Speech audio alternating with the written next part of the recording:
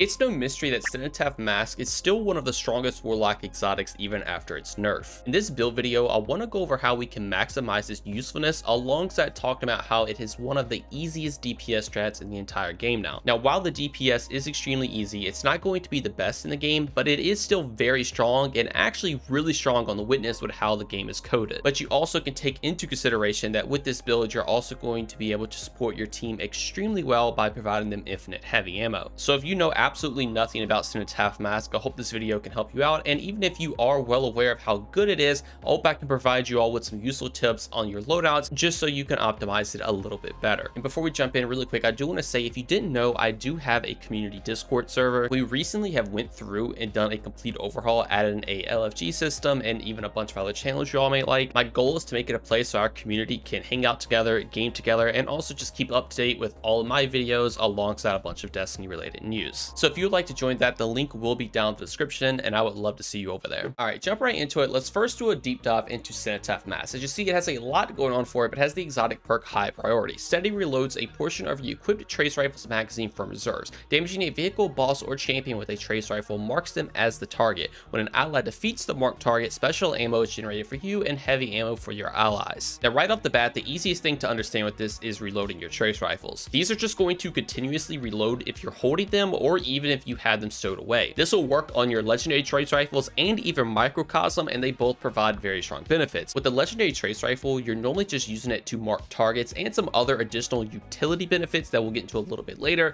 so you basically never have to reload this thing since Cenotaph is reloading it for you. Now, with things like microcosm, you're normally using this for DPS or on tankier targets. This is just going to make it so you can keep that DPS up so you never have to go for a reload. Now, unfortunately, you cannot get through all of your reserves before you have to reload, so reloads will still be a thing. You will just have to do them a lot less often. Now, the second benefit of Cenotaph is that you can mark enemies to make ammo for your teammates. When you shoot an enemy with a trace rifle, you will mark that target and they will have a red glow around them to indicate that that target is marked, and that mark will last for 10 seconds. If a teammate kills that marked target within those 10 seconds, it will spawn heavy ammo for them and special ammo for you. The amber bricks are only going to provide around 10% of your total reserves, but these will also work with scavenger mods, so you will get additional ammo. And as it stated in the description, you can mark vehicles, bosses, and champions, but you can also mark mini bosses with this as well. And a final thing to note is that microcosm can mark targets as well, but in reality, you just want to use your legendary for that because you want to save your microcosm for DPS. So overall, this exotic is the trace rifle exotic. You're going to get a bunch of benefits from never having to reload, or microcosm just being able to pump out DPS for a lot longer, alongside also making nearly unlimited heavy ammo for your team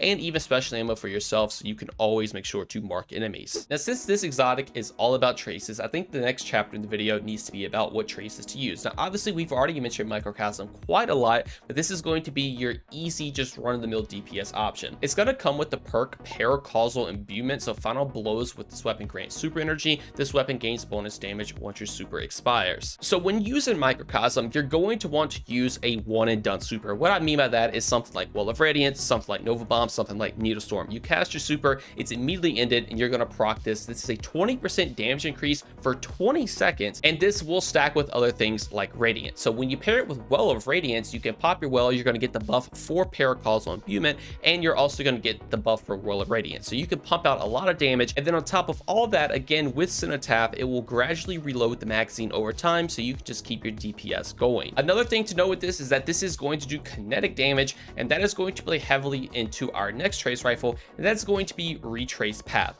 Now, we're going to be running this one for two different reasons. First off, it has Shoot to Loot. Shoot to Loot is one of the strongest perks in the game. You can shoot any ammo brick or any overpower from across the map, and you're going to get that brick. Since you are going to be making special ammo with your Retrace Path, this just means once your teammates kills that marked target, when the special ammo drops, you can just shoot it from across the map, pick it up, and you're just always going to have ammo. This is also great during any boss scenario if you need to grab some heavy from across the map, and even if you are just using it to pick up orbs for surge mods. Shoot to Loot is one of the strongest perks in the entire game, and since this is going to be a pure utility weapon, this is definitely one you want to have on it. Now, while Shoot to Loot is great, the next perk is going to be Disruption Break. So what this does is when you break a shield, you're actually going to do increased kinetic damage to that target. So if you're ever coming across a tankier target, you can break their shield with Retrace Path, swap to Microcosm, and that will actually get the damage buff. Now, if you don't want to use Microcosm, you can just use your Kinetic Primary, and that will still do a ton of damage. This is going to be a 50% increase to your kinetic weapons for around 5 seconds. And this also does work with your teammates. So if you break your retrace path, your teammates shoot them with kinetic, they will also be doing more damage to that target. So now not only can retrace path mark a target with Cenotaph, on top of that, if that enemy has a shield, you will also debuff them so your teammates with their kinetic weapons can kill it faster to once again make heavy ammo for them and special ammo for you. So both of these trace rifles are going to synergize extremely well with Cenotaph Mask and are 100% the best in slot if you are running an all trace build. Now, if you don't have retrace path and you need another shoot to loot trace rifle, Path of Least Resistance actually can roll that as well. And shoot to loot is just so strong overall in the game, but especially when it comes to utility pairing it with Cenotaph Mask, you absolutely want to run it. Now for Microcosm, since this is going to be doing kinetic damage, we're going to be taking triple kinetic weapon surge mods to buff the damage during the DPS phase. The cool part about this is that you can take a kinetic weapon as well to help synergize with these kinetic weapon surges, and this is going to be your main form of ad clear. I personally like running Midnight Coup since it can come with double damage perks. Something like Fatebringer will also do extremely well. Just any kinetic primary that you are comfortable with, that you like, just run that so they can synergize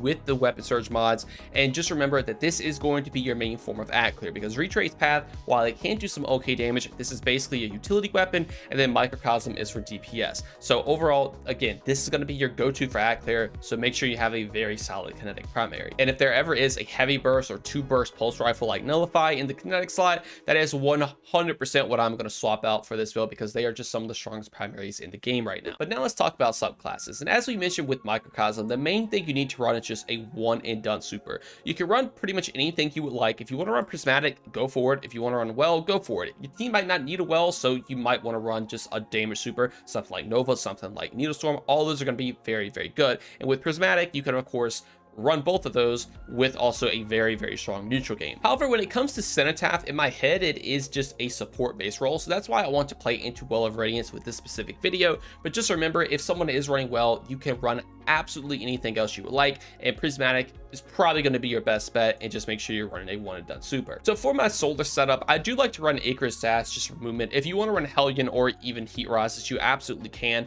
I just prefer the movement of Icarus Dash, and I don't spend my class ability too often with this build. You can do it a lot, so if you just want extra damage, go for Hellion, but if you want more movement, go for Icarus Dash. Now, Touch of Flame is going to be very strong, because this is actually going to buff your Healing Grenade to give ×2 restoration and ×2 cure. We're going to be able to throw this on ourselves and our teammates just so we can constantly heal them. We're also going to be running Celestial Fire, so we have a ranged melee. This is going to pair well with Ember of Torches, so whenever we hit an enemy with the melee, we will become radiant alongside our allies, and since this can make our teammates radiant, and this can also heal our teammates alongside Phoenix Dive, also be able to cure our teammates, so that will also play into this. We're going to be running Ember of Benevolence, so whenever we apply Restoration, Cure, or Radiant to our teammates, we're going to increase our ability regeneration. So this just means we can spam all of our abilities even more. Since we are going to be playing heavily into Radiant and Restoration, taking something like Ember of Solace is nice, so this will just increase the duration of both of those.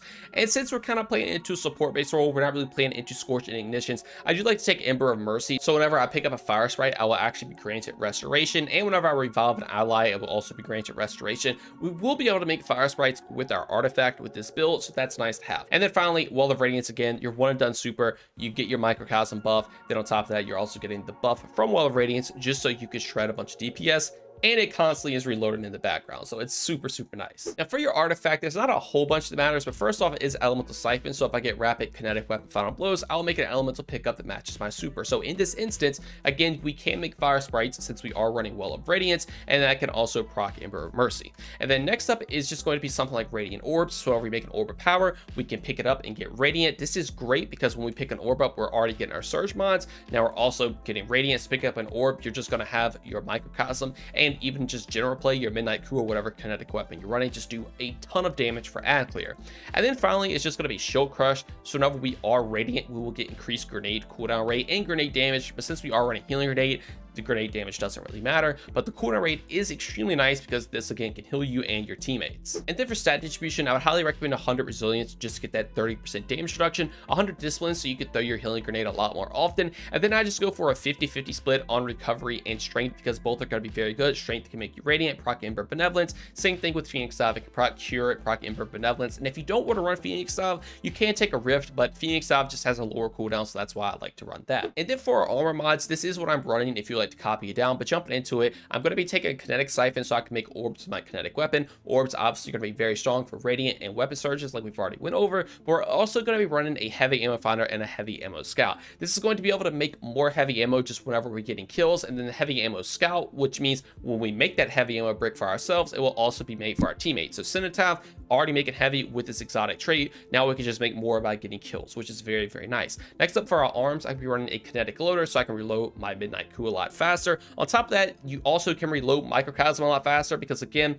in DPS scenarios, you're not going to be able to get that whole reserve out with Cenotaph, so you will have to reload one time. This will increase that reload speed just so you can keep your DPS up. And then next up is going to be an impact induction and a focus and strike. So whenever I cause damage with the melee, I will get both grenade and class ability energy back, which is nice. Again, you can spam your melee a lot in a team scenario because you're proccing Ember of Benevolence, and your grenade doesn't do damage, so you really can't take bolstering detonation and momentum transfer. But with these two, you're going to be good to go with your melee. And for our chest piece, always go with resistant mods. Just be sure to swap these out for whatever content you're going into. For our boots, we've already went over. We're taking triple kinetic weapon surges. This is going to be procced literally all the time. You have things like shoot to loot, pick orbs up. You're making orbs with your kinetic weapon. They're just going to play into each other very well. And again, picking up orbs will also get radiant, so you just do a ton of damage whenever you pick an orb up. But then finally for our class item, I do like to take a proximity ward. So whenever I go for a finisher, I just get an overshield. This is nice for some extra survivability. If you want to take literally any other mod here, you can, but I just run this again just for some extra survivability. Also, like powerful attractions, whenever I use my class ability, I can pick up orbs around me. This is great because again, orbs are very strong with this build like we've already went over. And then finally, time dilation, so my armor charge just has a longer duration.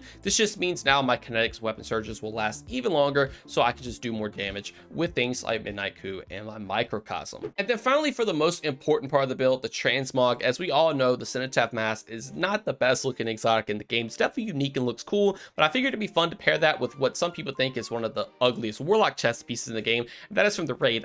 I actually like the raid armor quite a bit, honestly. I know it's not as flashy as some people wanted it to be, but I think it looks pretty cool. So I ended up going with the raid chest piece, the Cenotaph mask, and I ended up going for like a chainmail look. I actually think it turned out to look pretty sick, if I'm being honest. I think this is one of the cooler warlocks that I've ever made, and if you want to make your warlock look like this, definitely be sure to copy it down. Anyway, so that's going to do it all for you. Let me know what y'all think about the build in the comments below. If you have any questions, be sure to drop them down there as well. This is a build every single warlock should know how to play. They should have it saved in a loadout slot ready to go for any situation that they're in, and I hope I did it justice in explaining why it's so good. I also hope that I gave you some recommendations of things you could change around, on things you could run. And again, your subclass really doesn't matter with this build. Just make sure you're taking a one and done super so you can just have smooth sailing DPS with Microcosm. Oh, and if you didn't know why Microcosm is a top tier choice on the Witness, it's because the Witness's chest is actually coded as a shield, and Microcosm does more damage to shields, so that's why it is very, very strong on the Witness. It's also good for the rest of the game as well. Just know other options are going to be a little bit better, but it is extremely easy to use and it just pairs well with our exotic. However, for the Witness, if you're a warlock and don't have something like Euphony, this is 100% the setup I would recommend every single one of you run. Anyway, so that's all for me. If you'd like to join my Discord, again, everything will be linked down in the description below. Thank you all so much for watching, and I hope you all have a great day.